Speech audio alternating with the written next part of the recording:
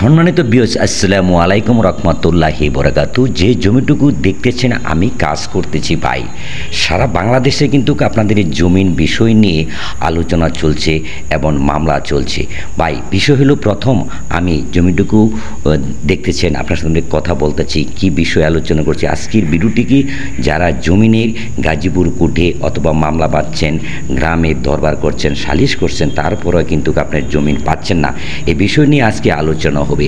জমিটুকু রায় পেয়েছি 31/7/2024 সালে গাজীপুর কোর্ট থেকে আমি রায় পেয়েছি। কেমনে রায় পেয়েছি? আপনার কাগজপত্র সঠিক থাকার কারণে কিন্তু গাজীপুর কোর্ট থেকে আমি রায় পেয়েছি। প্রথম কিন্তু গ্রামের মধ্যে দরবার হয়েছিল, তারপরে মেম্বারের দরবার করেছিল, তারপরে চেয়ারম্যানের দরবার করেছিল, এরকমভাবে দাফে দাফে দরবার সালিশ করার পরেও যে বিবাদী ছিল তখন কিন্তু ওই দরবার কিন্তু মানেনি। তারপরে কি করছেন, আমি কি করছি, তারপরে আমি চলে গেলাম গাজীপুর কোর্টে। গাজীপুর কোর্টে আমি মামলা দাখিল করার পরে সেই মামলায় আমি রায় পেয়েছি, অনেক পরিশ্রমের মাধ্যমে কিন্তু গাজীপুর কোর্ট থেকে রায় পেয়েছি। রায়টা পেয়েছি 31/7/2024 সালে গাজীপুর কোর্ট থেকে। প্রিয় ভাই, বাংলাদেশে সব জায়গায় কিন্তু জমিনের সমস্যা আছে, গ্রামের সমস্যা, এবং বিভিন্ন আপনার জমিন কিনছেন সমস্যা, জমিন বিক্রি করছেন সমস্যা। যে জমিটুকু আপনি কিনবেন ভালোভাবে জাস্টিফাই করে বুঝে শুনে দেখে কাগজপত্র দেখে কিন্তু আপনার জমিন কিনবেন এবং জমিন বিক্রি করবেন। যারা কিনবেন তারাও কাগজপত্র দেখবেন, যারা বিক্রি করবেন তারাও কাগজপত্র দেখে শুনে কিন্তু অন্যজনের কাছে জমিন বিক্রি করবেন। কেন ভাই জানেন? আজকে জমিন আপনি বিক্রি করে গেছেন, টাকা পয়সা সব কিছু খেয়ে ফেলেছেন, সেই জিনিসটা আপনার চিন্তা মাথা রাখতে হবে, আপনি একদিন মারা যাবেন, কিন্তু এই হিসাবটা কি আপনার দিতে হবে। এই জমিটু দেখতেছেন আমার জমিনে ঘাস হয়েছে, এই ঘাসটা কেন করেছি? ঘাসটা যখন বেশি হয় তখন কিন্তু কামলা কম লাগে, এই হিসাবে আমি জমিটুকু ঘাসটি করেছি অথবা ঘাস হয়েছে, এই হিসাবে গাছটি আমি প্রায় 1 দিন থেকে 2 দিনের ভিতরে কিন্তু সুন্দরভাবে পরিষ্কার করে আমি এই কলা বাগানটিকে তৈরি করে রাখব।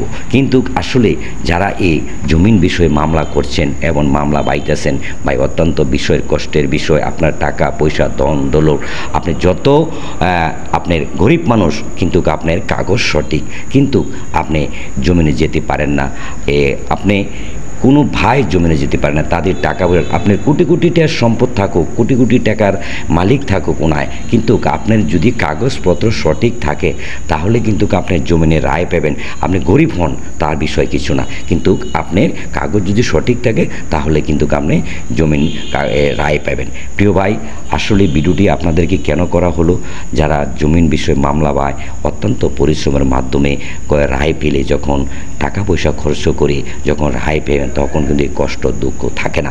কেন ভাই থাকে না? যখন জমিন আপনি হারিয়ে ফেলবেন তখন কিন্তু আপনার দুগে দুগে যে কষ্ট বিনিময়ে আপনি চলে যাবে, আর যখন জমিন আপনি পাবেন তখন সেই কষ্টটা থাকবে না, যত টাকা খরচ করেন না কেন বা থাকবে না। যখন আমি কাজ করতেছি, দেখেন কি আমি নিজে কাজ করতেছি, আমার কলা বাগানে কলা অনেক ভালো হয়েছিল, এখন কলা বিক্রি করছি, তারপরে কিন্তু আমি কিন্তু এই জমিন আমার দখল এবং খারিজ সব কিছু আমার নামে আছে। কিন্তু নায়েব আসছিল, তারপরে এসিলেন্ট আসছিল, তারপরে গাজীপুর কোর্ট থেকে সরাসরি তদন্ত পাঠানোর পরে তারপরে গাজীপুর কোর্টে রিপোর্ট দেওয়ার পরে কিন্তু রায় পেয়েছি। ধন্যবাদ।